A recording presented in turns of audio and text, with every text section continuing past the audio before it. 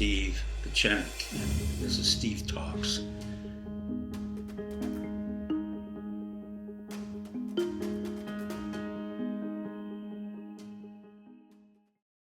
Hi, I'm Dr. Pechenik. I'd like to talk about fake stories, false flags, and fake heroes. As you know, in the past, I've talked about the Sandy Hook false flag. I think this one in Texas, as it was in Parkland and others, is also another false flag. The reason it's created by both liberals and Republicans and politicians is to garner enough money for their political ambitions and to pay off the necessary politicians. The real reason has to do with gun control. That's not going to be the sine qua non of what America has to focus on. The real problem that we have in our schools is the fact that they are very poor. They're poor in training, they're poor in money, they're poor in the quality of the kids who come there.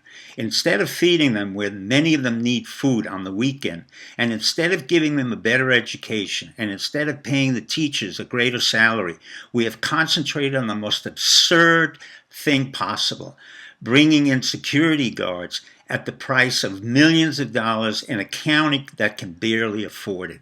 I want you people who did this to think about it, both Republicans, Democrats, independents, including the president and the governors. You have committed a major crime against the people of the United States. Because not only do we have a very poor education, and China's exceeding us very quickly, but at the same time, we've not addressed another issue, which is the issue of mental health. And contrary to what most people think, we have 40 to 60 million people who have no mental health care whatsoever. I'm not talking about depression and anxiety. I'm talking about severe mental health problems. We have many schizophrenics who have never been treated, and instead we call them homeless. In fact, the National Institute of Mental Health made a major mistake this year, as they have in the past 5 to 10 years, where they didn't even include the schizophrenics in their tally of mental health patients. If it weren't for Dr. Fullatori, whom I knew and respect, he said, you know what, 2 million plus schizophrenics are missing. So we have schizophrenics who are walking in the street and can be very dangerous to everyone. So what do we do about it? We do absolutely nothing about it. Instead, we're garnering money for gun control and for security guards, which have nothing to do with mental health. 40% of the inpatient criminals are really psychiatric patients. The police know that. We know that in psychiatry, but nothing is done about it. Now let's talk about the false heroes.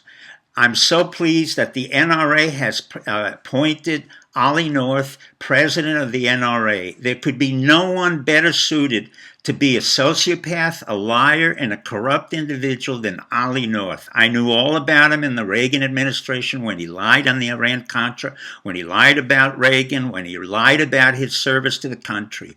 I knew all about him when he was incarcerated for Section 8, mental illness, for having been naked and shooting a machine gun in public. But he doesn't talk about that mental health problem. But there is no one better suited to be in the NRA than Ollie North, the sociopath.